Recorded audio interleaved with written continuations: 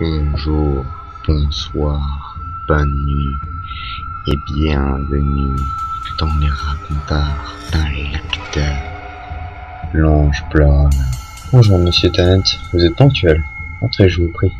Merci monsieur. S'il vous plaît, faites ça avec moi. Je suis peut-être votre psychiatre, mais appelez-moi Jean. Quand vous voudrez, Jean. Voilà qui est. Maintenant, s'il vous plaît, allongez-vous sur ce canapé.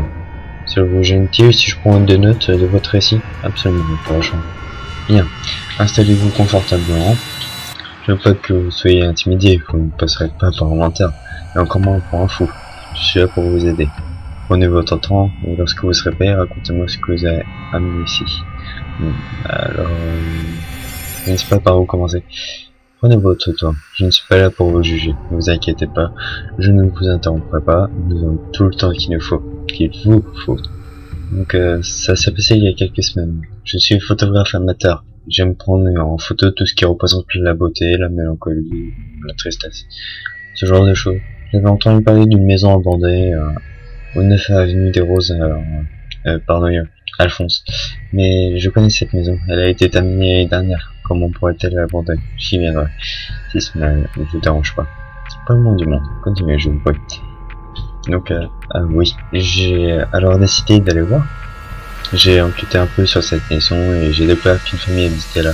Elle aurait perdu la tête et tué sa femme et son enfant avant de se tuer. Personne ne sait pourquoi. La police a juste découvert du sang partout sur les murs et le cadavre du père. Ceux de sa femme et de son enfant n'ont jamais été retrouvés. Donc j'ai décidé d'aller là-bas. La maison était sublime, et son aspect abandonné lui donnait une touche de tristesse que je recherchais. Bien sûr, la maison était fermée, mais j'ai grimpé par-dessus la clôture et je suis allé dans le jardin. Les fleurs et des herbes hautes avaient poussé un peu partout. J'ai pris quelques photos avant de remarquer quelque chose d'intéressant. Une magnifique statue d'un ange se tenait au fond de la cour. L'ange avait la tête dans les mains, comme s'il pleurait le triste passé de cette maison. Je n'ai pas pu m'empêcher de prendre plusieurs photos. Alors que je partais, je me suis retourné une dernière fois vers la maison. Là, derrière une vitre, j'ai vu une inscription inscrite sur un mur.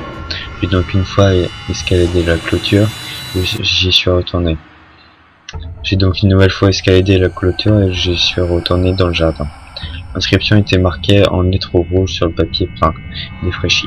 J'ai mis quelques secondes avant de parvenir à déchiffrer ce qui était écrit. L'ange. Je me suis retourné vers la statue. Elle n'avait rien d'anormal. Je regardais une nouvelle fois à travers la fenêtre. Il n'y avait pas d'autre inscription. Seul l'ange était marqué. Je me suis alors dit que c'était le père de la famille qui habitait ici qui l'avait marqué. Mais pourquoi? Que venait faire la statue d'un ange dans une histoire de meurtre? J'ai senti une goutte tomber sur ma joue. Il commençait à pleuvoir. J'ai donc couru jusqu'à ma bouteille et je suis rentré chez moi. Arrivé chez moi, j'ai développé les photos. J'ai remarqué quelque chose d'anormal. Il y avait 4 photos qui représentaient la clôture verrouillée, ainsi qu'un peu d'arbres en bas. J'ai mis quelques instants à me rappeler que c'était les photos de l'ange. Pourquoi n'apparaissait-il pas? Lorsque je suis allé me coucher, la maison de l'avenue des Roses me trottait dans la tête. Je me posais des questions sur l'ange et sur l'histoire de cette maison. Cela avait tellement piqué ma curiosité que je décidai d'y retourner le lendemain. Le lendemain donc, je suis retourné à cette maison, en apportant une lampe torche et un appareil photo numérique.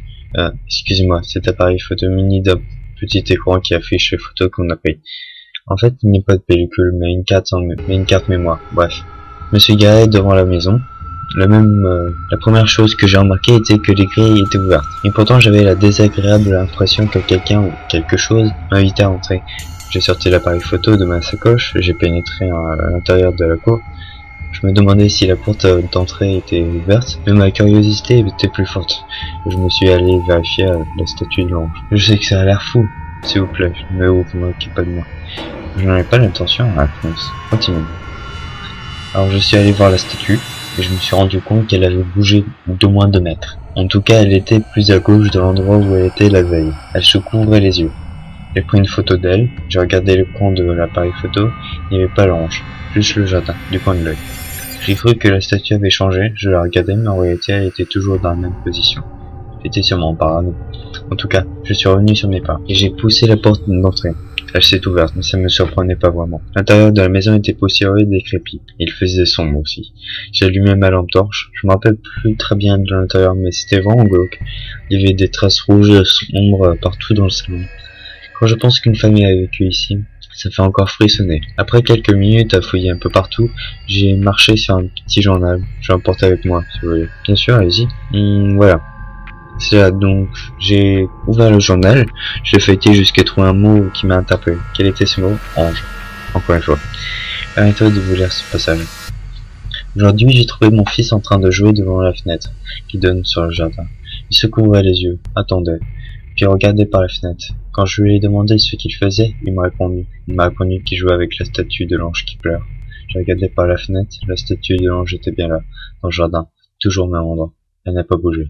Elle était déjà là lorsqu'on a acheté la maison. Je me demandais comment mon fils pouvait bien jouer avec ça. Et c'est alors que ça s'est produit. Enfin, je ne sais pas exactement ce qui s'est passé. J'ai à peine cligné des yeux pendant que mon fils se couvrait une nouvelle fois le visage. Mais dès que j'ai rouvert les yeux, l'ange m'a regardé. Il avait levé la tête. La statue a bougé. C'est impossible. Mais pourtant ça s'est passé. J'ai encore cligné des yeux, elle s'est remis le visage dans les mains. À cet instant, je me suis arrêté de lire. Je suis allé voir la statue par la fenêtre. Et là, vous n'imaginez pas. Et là, vous n'imaginez pas à quel point j'ai eu peur. La statue avait levé la tête. Elle me regardait. J'ai reculé. J'ai failli trébucher et j'ai tendu le dos à la fenêtre pour me précipiter dans la chambre. Je me suis enfermé du mieux que j'ai pu. J'ai attendu quelques minutes pour me calmer. Puis j'ai continué ma lecture. Alors, ah oui, voilà. Ma femme et mon fils étaient dans le jardin. Elle lisait et jouait au ballon.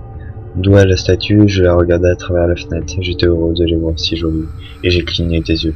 Ils avaient disparu. La balle rebondit jusqu'à la clôture. Et le livre que Sylvie lisait était tombé sur le banc. C'était comme si il n'avait jamais existé. Et alors, avec stupeur, j'ai remarqué que l'ange m'a regardé, ce qui me terrifiait par-dessus. Tout était le fait qu'il souriait. J'ai couru me réfugier dans ma chambre et je ne suis pas sorti de la journée. J'ai essayé de dormir, mais je vois son visage partout, dans ma tête, à travers la fenêtre, à travers toutes les fenêtres. Je suis allé dans la chambre des invités, à l'étage, là encore. L'ange m'observait à travers la fenêtre. Tout l'âge que j'étais et que je suis encore. Je me suis réfugié une nouvelle fois sous les couvertures. Je suis sûr que l'ange n'est pas le seul. Il doit y en avoir d'autres. Alors, vous qui lisez ceci, retenez bien. Les anges pleureurs sont partout. Évitez les moindres statues. Je ne sais pas ce qu'ils veulent, ni ce qu'ils ont fait à ma femme et à mon fils. Et encore moins pourquoi ils le font.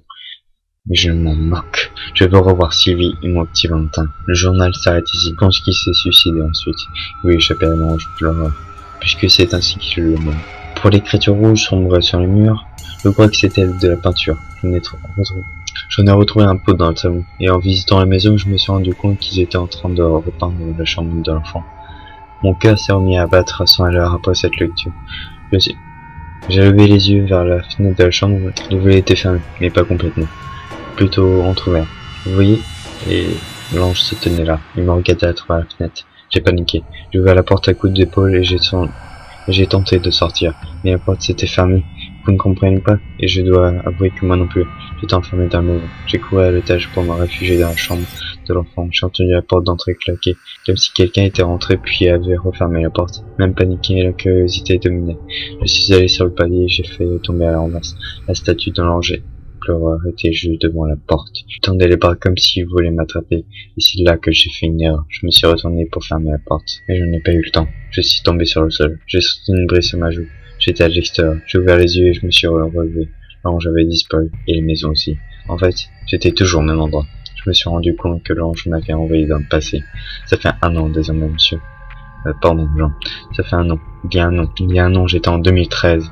Et désormais, je suis en 1960. Vous pensez venir du futur, Alphonse? Non, je viens du futur. J'ai gardé l'appareil photo dans ma sacoche, si vous voulez le voir. Le tout premier appareil photo numérique apparaîtra dans 15 ans, soit. Et cet ange, qu'est-il devenu? Je ne sais pas, Jean. Je frissonne rien qu'à l'idée de savoir que cette maison est en train d'être construite, et que l'ange doit sûrement déjà y être, et que lorsque je serai vieux, en 2013, au même moment, je serai aussi dans cette maison en train d'être pris au piège par l'ange. Le propriétaire du carnet a raison, Jean. Les anges sont partout. Qu'est-ce qui vous fait dire ça? Le buste de votre bureau derrière vous n'a pas arrêté de changer d'expression depuis que j'ai commencé à parler.